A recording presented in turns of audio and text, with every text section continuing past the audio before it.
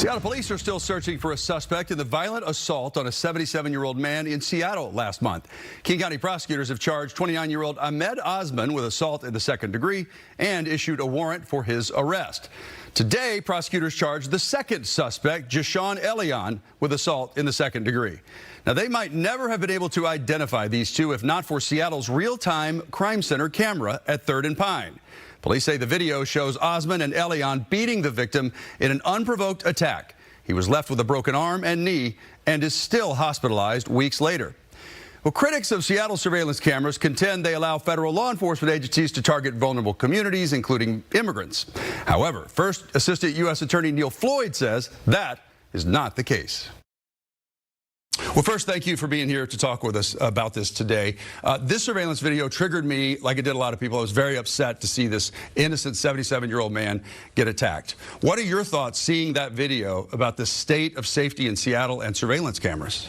Well, you know, as the primary law enforcement officer for the state of Washington, federal law enforcement, obviously our job is to keep people safe. But watching that video, it's offensive to anyone that watches it. I'm glad that in this case the cameras actually worked. I am concerned about some efforts to shut down those cameras because of political concerns that may impact the state and federal ability to conduct law enforcement. So these are real-time crime center cameras used by the city of Seattle, Seattle Police. I don't know how many there are, but I can't imagine there's that many still operating.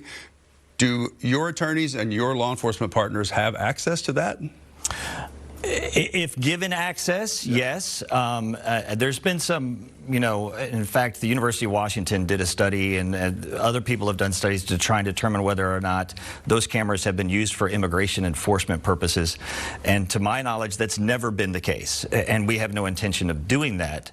However, in investigating crime, we always want access to what the state has, and when we don't have access to it anymore, it makes it more difficult, especially in high crime areas like in Aurora Avenue, where there's major drug operations going on. Having that ability just makes it easier.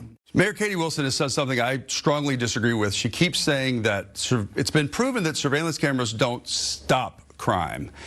That's not the point of them, is it? It isn't, but I would also dispute that because we're not the only ones that watch the impact of this. Someone else watching that video that thinks about going out and punching some guy on the street is going to pause and say, is there a camera here?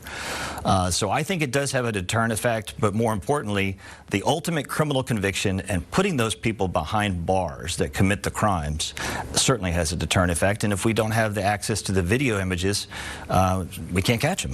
What are your major concerns about the state of the situation in Seattle right now when it comes to surveillance cameras and license plate readers, and not just Seattle, but in the region? Well, I mean, there's been efforts on the part of the state and certainly within the city to essentially, under the guise of trying to shut down immigration enforcement, impact the federal law enforcement's ability to gain access to state information. For example, a couple of weeks ago, they shut down all access to all of Department of Homeland Security, not for immigration purposes, but all of Department of Homeland Security, to be able to run a license plate or a driver's license. That included at the border.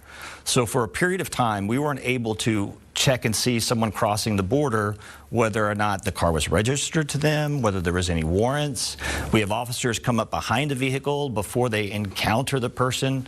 You want to be able to run the plate and figure out if there's anything of potential danger there. And when you can't do that, it puts officers in danger. And it puts the occupants of the vehicle in danger because everyone's on edge. So if we just had some cooperation, I don't care what parameters they put on it, but some cooperation where we could work together and not be so reactive because it might be used for immigration purposes, it would make things a lot more safe for everyone here in the community. Well, following several violent attacks like the one in downtown Seattle and the teenage girl who was assaulted by a stranger in Northgate, the Seattle Police Officers Guild is also supporting the use of CCTV cameras. In a statement on X, the Guild president writes, quote, "We're not trying to pile on to Mayor Katie right now, but with so many disturbing examples of CCTV cameras helping to solve violent crime in Seattle and horrific stories like this one, where cameras may have prevented another tragedy, we're respectfully asking her to change her position on CCTV cameras and expand them before the World Cup comes to Seattle." Fox 13 reached out to the mayor's office for her response to this, and if we hear back, we'll bring it to you.